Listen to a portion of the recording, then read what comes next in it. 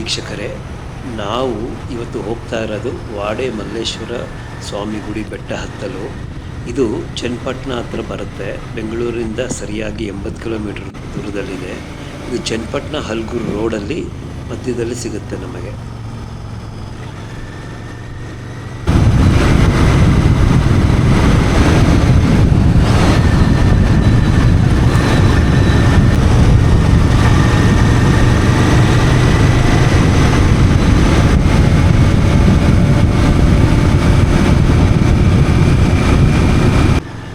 ನಾವು ಚನ್ನಪಟ್ಟಣ ಹಲ್ಗೂರು ರೋಡ್ ಎಂಟ್ರಾಗಿ ಒಂದು 2 ಕಿಲೋಮೀಟರ್ ಆದಮೇಲೆ ರೋಡು ಎಷ್ಟು ಸಿನಿಕ್ ಆಗಿದೆ ಅಂದರೆ, ಒಂದು ಕಡೆ ಕೆರೆ, ಒಂದು ಕಡೆ ಬೆಟ್ಟ ಗುಡ್ಡಗಳು, ಇನ್ನೊಂದು ಕಡೆ ಎತ್ತರದ ಮರಗಳು.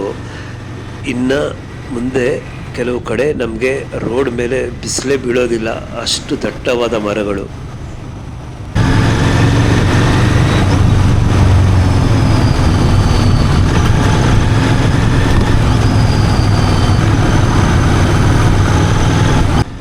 ನಮಗೆ ಎದುರಿಗೆ ಏನು ಕಾಣ್ತಿದೆಯಲ್ಲ, ಈ ದೊಡ್ಡ ಬೆಟ್ಟ, ಅದೇ ವಾಡೆ ಮಲ್ಲೇಶ್ವರ ಸ್ವಾಮಿ ಗುಡಿ ಬೆಟ್ಟ. ಅದನ್ನೇ ನಾವು ಹತ್ತಲಿಕ್ಕೆ ಹೋಗ್ತಿರೋದು. ಈಗ ತಾನೇ ನಾವು ದೇವಸ್ಥಾನದ ಆರ್ಚ್ ಒಳಗಡೆ ಹಾಸಿ ಬಂದ್ವಿ ನೋಡಿ.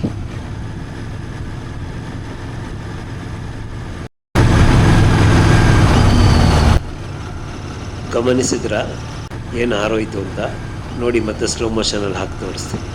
ನವಿಲು ಹಾರೋಗಿದ್ದು ಏನು ಸೂಪರಾಗಿದೆ ಅಲ್ಲ.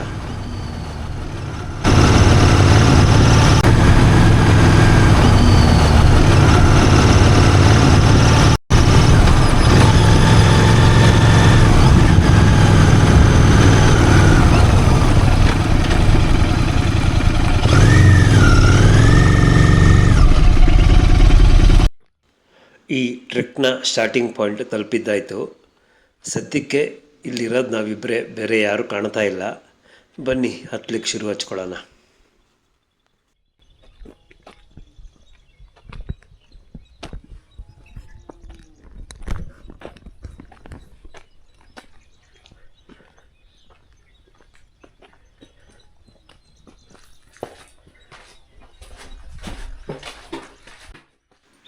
ನಮಗೆ ಸ್ಟಾರ್ಟಿಂಗಲ್ಲಿ ಸ್ವಲ್ಪ ದೂರದವರೆಗೂ ಈ ಥರ ನೆರಳಿಗೆ ಶೀಟ್ ಅಳವಡಿಸಿದ್ದಾರೆ.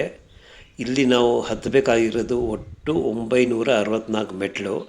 ಇದು ದೇವಸ್ಥಾನದವರೆಗೂ ಹೋಗುತ್ತೆ. ಸೊ ಅಲ್ಲಿವರೆಗೂ ಯಾರು ಬೇಕಾದರೂ ಹತ್ಬೋದು.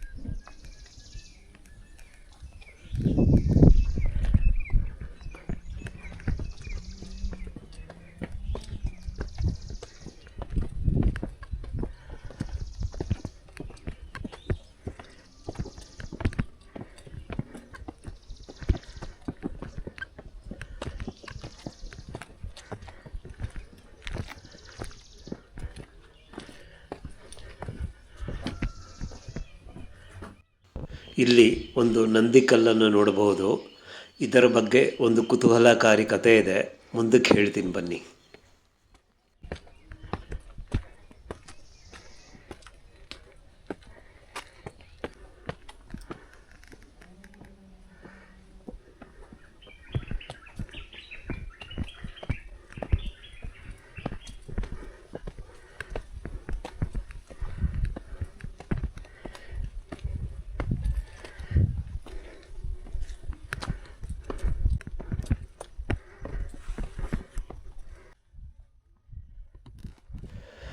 ಇದು ದೇವಸ್ಥಾನದ ಕೊಳ.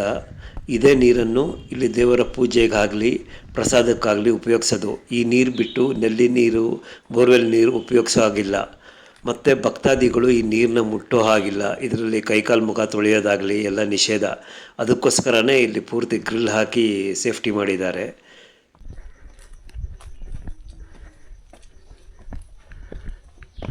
ಹಿಂದೆ ರಾಜರ ಕಾಲದಲ್ಲಿ ಒಬ್ಬ ಹಸು ಮೇಯಿಸೋನು ತನ್ನ ಹಸುಗಳನ್ನ ಈ ಬೆಟ್ಟದ ಮೇಲೆ ಮೇಯಲಿಕ್ಕೆ ಅಂತ ಕರ್ಕೊಂಬಂದಿದ್ದಂತೆ. ಆಗ ಅದರಲ್ಲಿ ಒಂದು ಹಸು ಸಪ್ರೇಟಾಗಿ ಹೋಗಿ ಒಂದು ಗಿಡದ ಹತ್ರ ದಿನ ಹಾಲು ಸುರಿತಾ ಇತ್ತಂತೆ. ಮನೆಗೆ ಬಂದಾಗ ಅದು ಹಾಲು ಕರಿಯೋಕ್ಕೆ ಹೋದರೆ ಬರೀ ರಕ್ತ ಬರ್ತಿತ್ತಂತೆ. ಅನುಮಾನಗೊಂಡು ಆ ಹಸು ಕಾಯೋನು ಆ ಗಿಡದ ಹತ್ರ ಬಂದು ಪರಿಶೀಲಿಸಿದಾಗ ಅಲ್ಲಿ ಒಂದು ಶಿವಲಿಂಗ ಪತ್ತೆ ಆಯಿತು. ಸೊ ಆವಾಗ ಅವನಿಗೆ ಅರಿವಾಯಿತು, ದಿನ ನಮ್ಮ ಹಸು ಈ ಶಿವಲಿಂಗಕ್ಕೆ ಹಾಲು ದಾರಿ ಎರಿತಿತ್ತು ಅಂತ. ಈ ವಿಷಯ ಜನರಿಗೆಲ್ಲ ತಿಳಿದು ಅಲ್ಲಿ ಬಂದು ಪೂಜೆ ಸಲ್ಲಿಸೋಕ್ಕೆ ಶುರು ಮಾಡಿದ್ರು. ಅವರ ಇಷ್ಟಾರ್ಥ ಎಲ್ಲ ನೆರವೇರ್ತಾ ಬಂತು. ಹಾಗೆ ಈ ಜಾಗ ಪ್ರಸಿದ್ಧವಾಯಿತು. ಇಲ್ಲಿ ಪ್ರತಿ ಸೋಮವಾರ ಶುಕ್ರವಾರ ಪೂಜೆ ನಡೆಯುವುದು ಹಾಗೂ ಶಿವರಾತ್ರಿ ಹಬ್ಬದ ದಿನದಂದು ಇಡೀ ರಾತ್ರಿ ವಿಶೇಷ ಪೂಜೆಗಳು ನಡೀತಾನೆ ಇರುತ್ತೆ. ಈ ಇಡೀ ಪ್ರದೇಶ ಕಪಾಲು ಫಾರೆಸ್ಟ್ ಏರಿಯಾಗೆ ಸೇರಿರೋದು. ಸೊ ಇಲ್ಲಿ ಕಾಡು ಪ್ರಾಣಿಗಳು ಓಡಾಡ್ತಾ ಇರ್ತವೆ. ನಾವು ಬಹಳ ಎಚ್ಚರಿಕೆಯಿಂದ ಮುಂದೆ ಸಾಗಬೇಕಾಗುತ್ತೆ.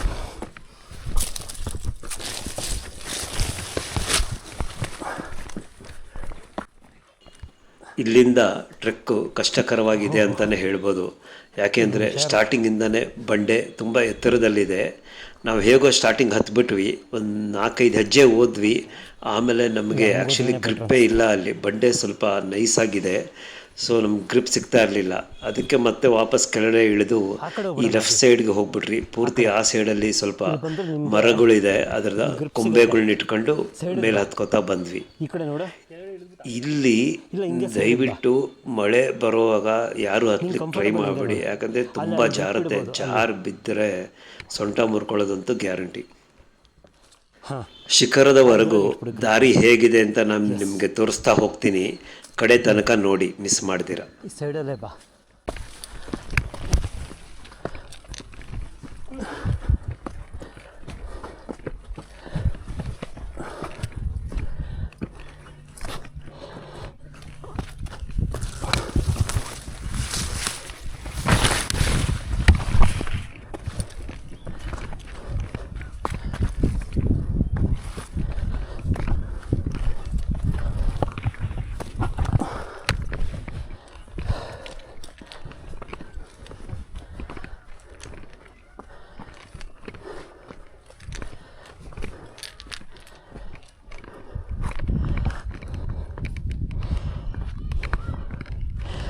ಈ ಸೈಡೆ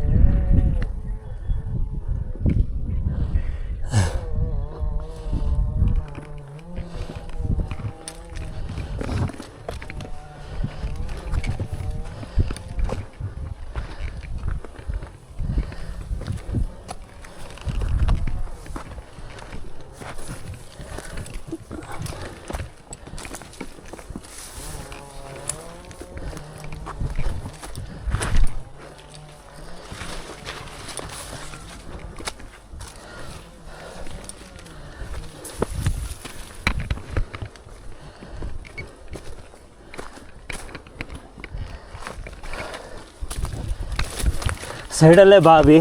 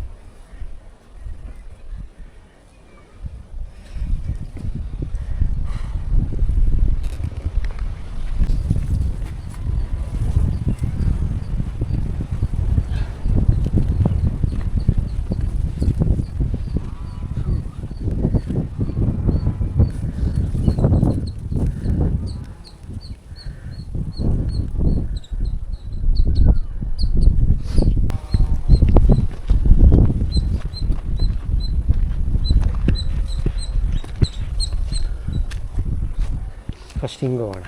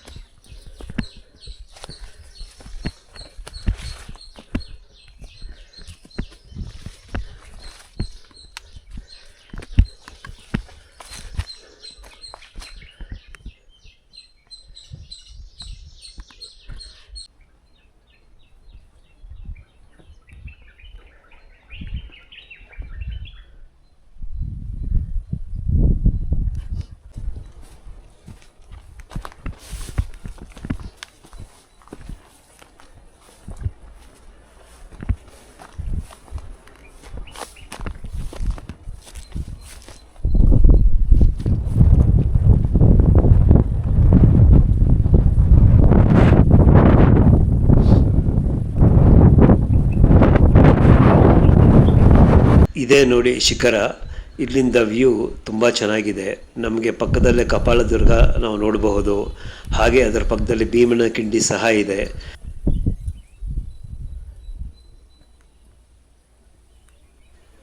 ಬೆಟ್ಟದ ಮೇಲ್ಗಡೆ ಬಿಸಿ ಬಿಸಿ ಕಾಫಿ ಕುಡಿಯೋ ಮಜಾನೇ ಬೇರೆ.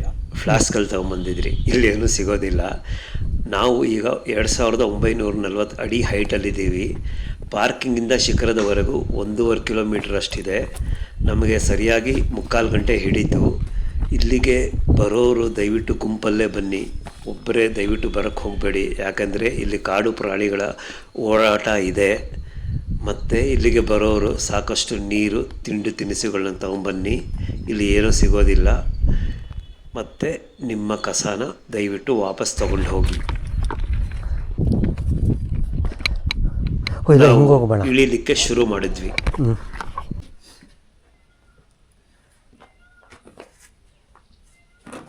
ಕುಂತ್ಕೊಂಬಿಡು ಅಭಿ, ತಿರ್ಕೊಂಡು ಕುಂತ್ಕೋ. ಹಾಂ, ನೀನು ಈ ಕಡೆಗೆ ಬಂದುಬಿಟ್ರೆ ನಿಂಗೆ ಗ್ರಿಪ್ ಸಿಗುತ್ತೆ. ನೀನು ಲೆಫ್ಟ್ಗೆ. ಹಾಂ ಹಾಂ, ಇವಾಗ ಕುಂತ್ಕೊಂಬಿಡು. ಯಾ, ಕುಂತ್ಕೊಂಡು ಬಾ, ಬೆಟ್ರ್. ಯಾ,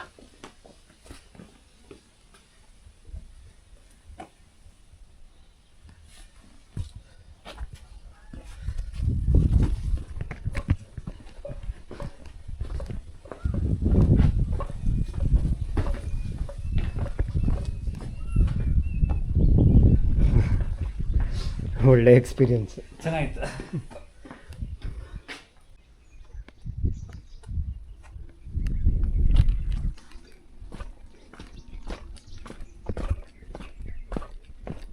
ನಿಮಗೆ ಈ ವಿಡಿಯೋ ಇಷ್ಟ ಆಗಿದ್ದಲ್ಲಿ ಲೈಕ್ ಮಾಡಿ, ಶೇರ್ ಮಾಡಿ, ಸಬ್ಸ್ಕ್ರೈಬ್ ಮಾಡಿ. Thank you.